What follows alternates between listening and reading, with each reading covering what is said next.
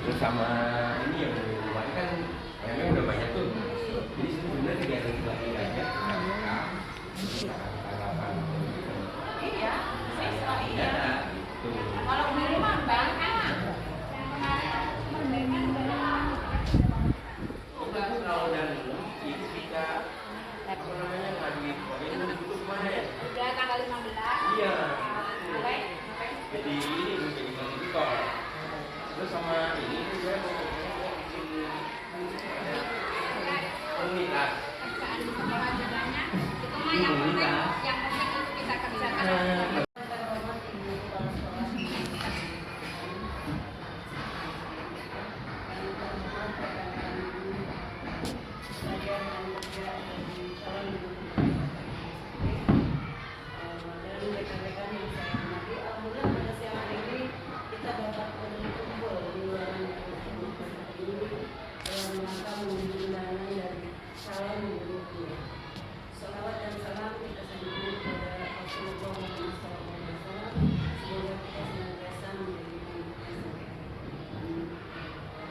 Bapak dan Ibu yang saya hormati, pada kesempatan hari ini adalah acara diseminasi budaya positif yang nanti akan dibawakan oleh Bapak Guru SPD di Kota Bekasi.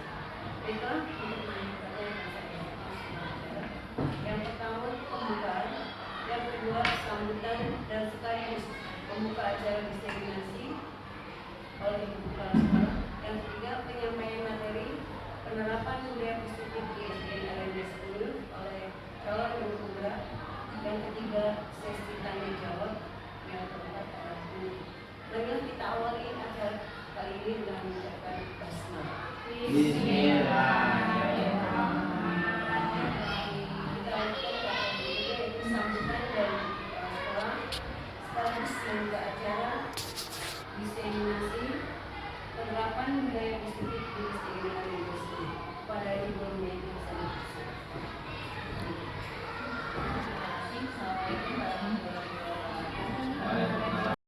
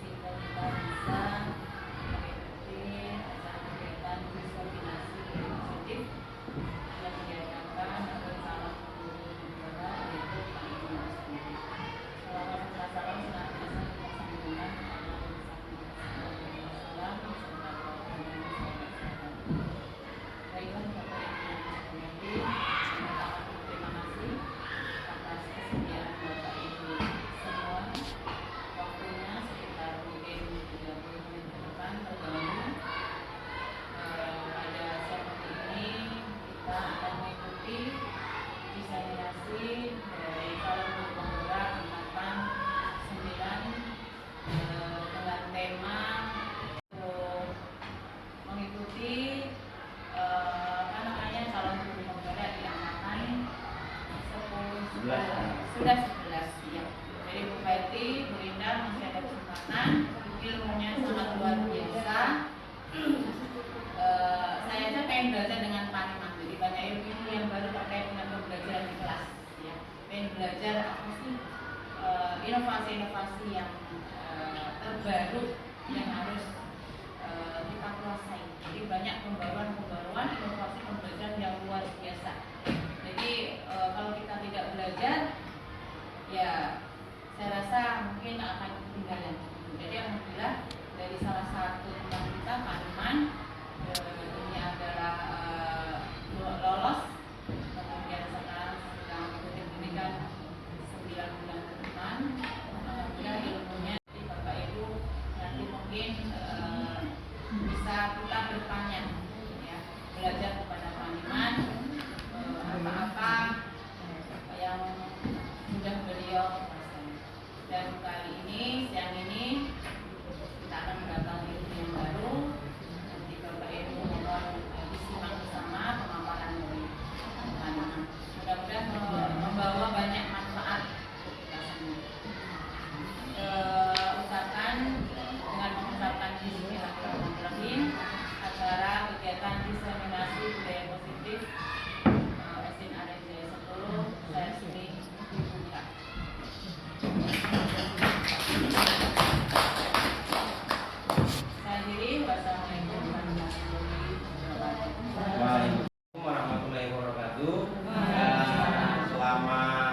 Siang?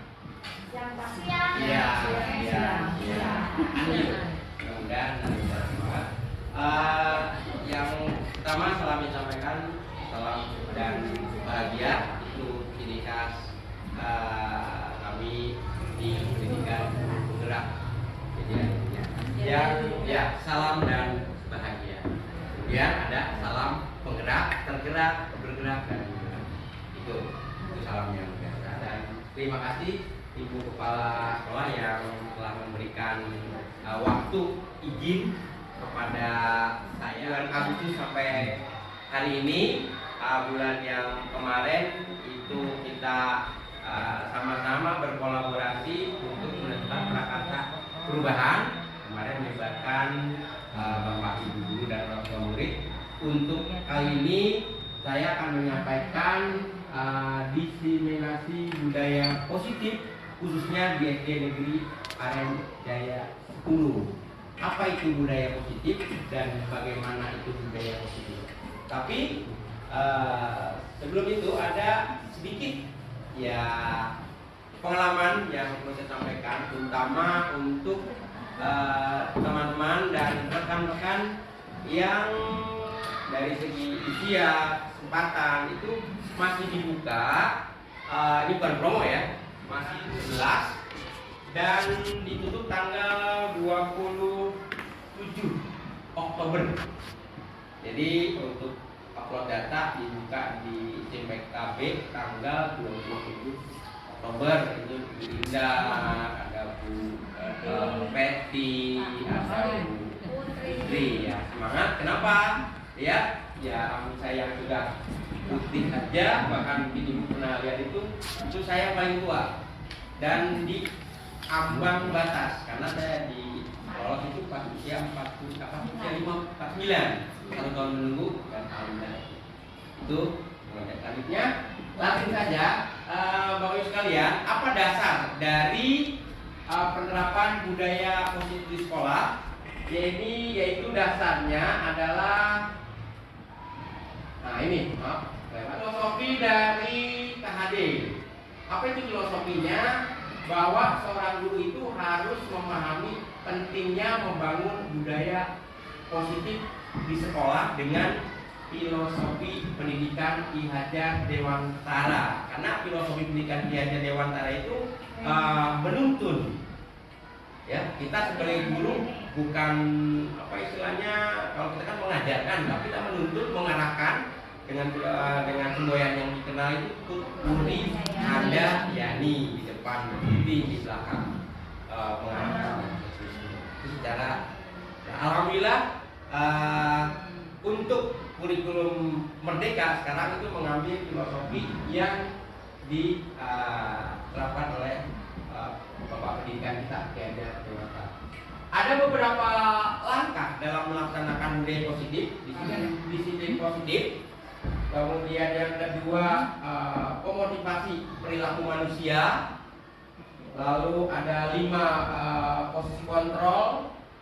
Yang keempat itu keyakinan kelas. Beda dengan tata tertib. Di sini ada keyakinan kelas. Dan yang terakhir itu segitiga restitusi. Dari ke-5 ini setelah saya pelajari sebenarnya sudah kita kerjakan sehari-hari, hanya istilahnya dan langkah-langkahnya yang belum kita terapkan, kemudian maknanya apa dan mengapa harus diawali dengan penerapan disiplin dulu, kemudian kita mengetahui apa motivasi manusia itu melakukan perilaku, lalu di posisi apa kita sebagai guru di sekolah. Berikutnya harus diterapkan yang namanya, kalau kita istilahnya tata tertib, ya tertib sekolah dan tata tertib kelas. Kalau dulu tata tertib kita tidak mau tahu itu siswa dari mana, kemauannya apa, yang jelas ini tata tertibnya. Tata tertib sekolah 1 masuk jam 9 sekian, tempel, anak ikut, tidak ikut, tetap sanksi apa dan sebagainya. Kalau keyakinan kelas itu berbeda. Kita kembali ke filosofi pendidikan aja, kita menghamba pada murid, pendidikan yang berpihak pada murid. Itu eksistensi dari kurikulum Saya lanjutkan. Nah, untuk mewujudkan murid yang merdeka di sini itu tadi ya bisa dibuat dengan 5 langkah-langkahnya. Lanjut. Nah, apa yang akan kita lakukan dalam pertama dengan mengajarkan anak rasa tanggung jawab untuk menemukan kesadaran diri berdasarkan nilai-nilai kebajikan. Apa itu nilai-nilai kebajikan? Misalnya keinginan, idealnya di kelas itu bagaimana? Idealnya di sekolah itu bagaimana? Jadi dari kelas, sekolah itu saling berkaitan, bahkan nanti ditindaklanjuti dengan kedisiplinan anak itu di rumah. Dan ini ditumbuhkan dengan berusaha untuk melakukan nilai-nilai dengan kesadaran sendiri, bukan karena faktor takut, bukan karena faktor takut hukum, ingin menambah nilai yang bagus, ingin mendapat piagam dan sebagainya. Intinya bahwa anak itu menampilkan disiplin positif datang dari dirinya sendiri. Nanti arahnya itu kenapa? Harus dari diri sendiri. Karena dengan kesadaran dari diri sendiri dan turun, istilahnya motivasi internal itu akan lebih kuat, di mana nantinya murid dapat memahami, kemudian menyadari apa akibat atau sebab akibat dari paksaan, dari ujian atau hukuman. Jadi pasti ada dampaknya. Kalau misalnya kita seringkali anak tidak mengerjakan PR, buat saya tidak akan mengulangi 100 lembar misalnya. Tujuan kita kan supaya anak itu disiplin, tidak mengulangi lagi. Atau karena terlambat, kenapa kamu terlambat? Dengan nada yang tinggi, kita bertolak pinggang, kamu telah segala macam. Anak itu besoknya takut dimarahi, ingin dipuji sebagai anak yang baik dan sebagainya. Itu efek dan dampaknya. Kita lanjut. Nah, di sini yang setelah kita memahami tentang disiplin positif, yang kedua, apa sih yang menimbulkan atau memotivasi itu manusia itu berperilaku? Yang murid itu berperilaku atau kita berperilaku. Yang pertama, untuk menghindari ketidaknyamanan atau hukuman. Karena kalau mohon maaf, saya sering datang terlambat, saya itu malu. Saya malu nanti dipanggil sama ibu kepala sekolah. Ini sebagai salah satu contoh. Saya juga tidak enak sama teman-teman. Gitu.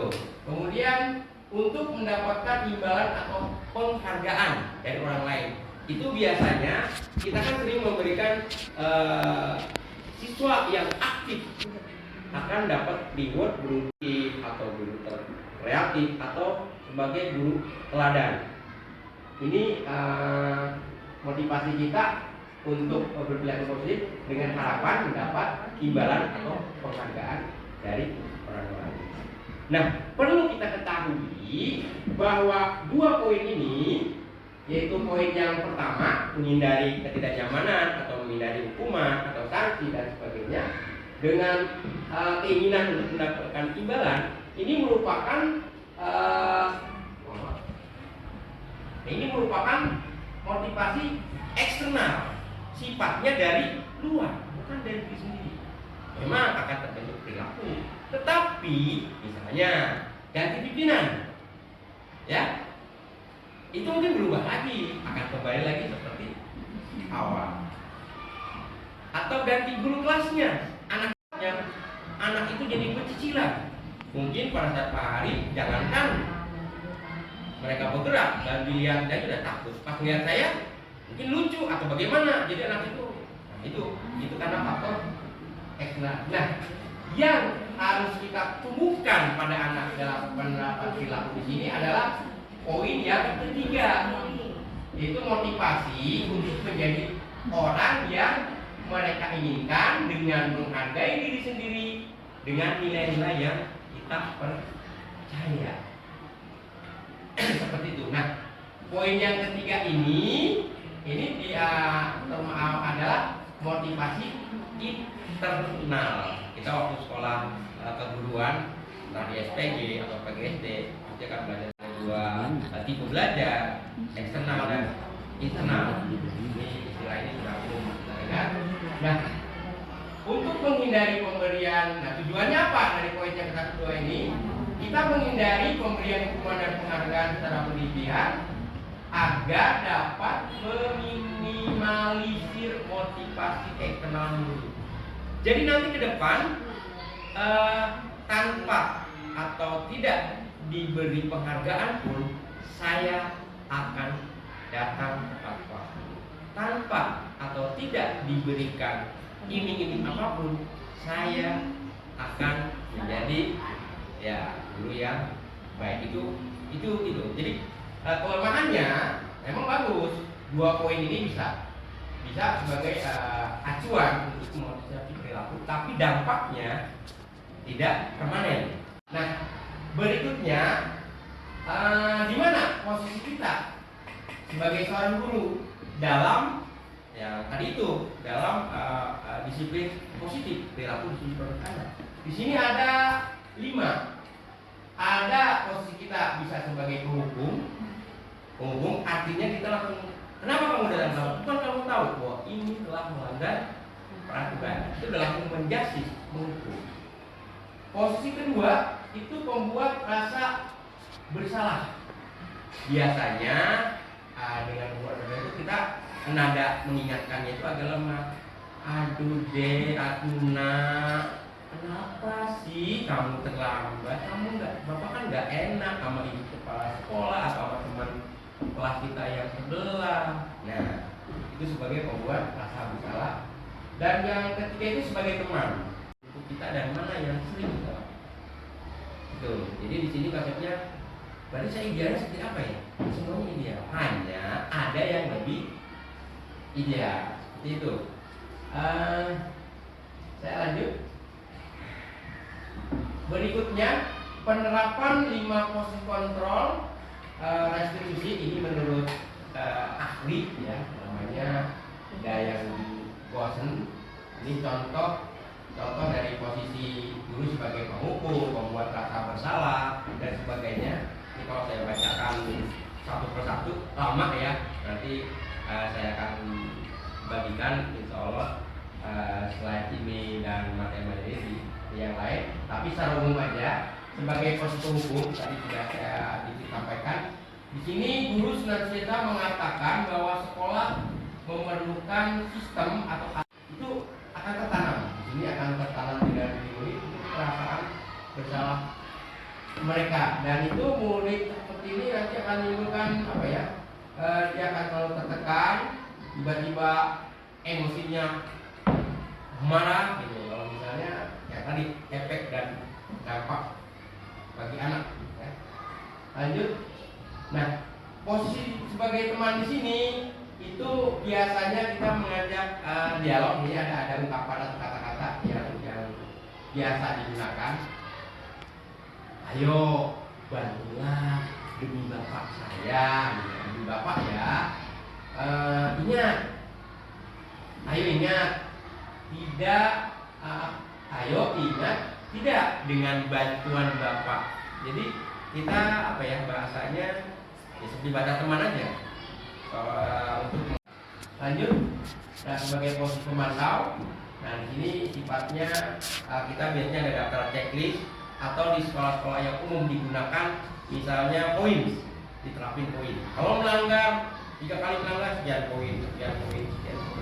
Tidak menyelesaikan masalah tapi hanya menghitung poin. Kamu sudah melanggar tertib sekian poin, tertibnya itu. Jadi tidak memberikan solusi aja, itu aja. Lanjut. Nah di sini inilah posisi yang ideal bahwa tugas guru itu sebagai manajer. Sebagai manajer di sini nanti akan ada langkah yang terakhir tadi itu segitiga restitusi, di mana guru itu mencari jalan tengah. Permasalahan yang dihadapi, kemudian kenapa dia berdua seperti itu, lalu dibuat kesepakatan dan konsistensi atau tanggung jawab dari apa yang sudah itu.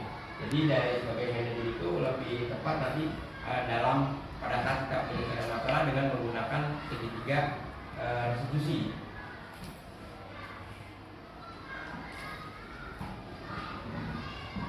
Nah Nah, berikutnya keyakinan kelas sudah beberapa waktu yang lalu sudah disampaikan. Kemudian pertemuan yang kemarin itu tentang prakasa perubahan, itu salah satu contoh berikutnya, yaitu kita membuat peraturan atau tata tertib dengan menggali keinginan anak, keinginan anak, kemudian disepakati di kelas, dan nantinya ini akan semacam peraturan. Kalau peraturan biasanya kita buat lebih dahulu tanpa melihat keinginan anak, tapi kalau keyakinan itu kita gali dulu dari kemampuan anak dan yang dimiliki anak. Kenapa?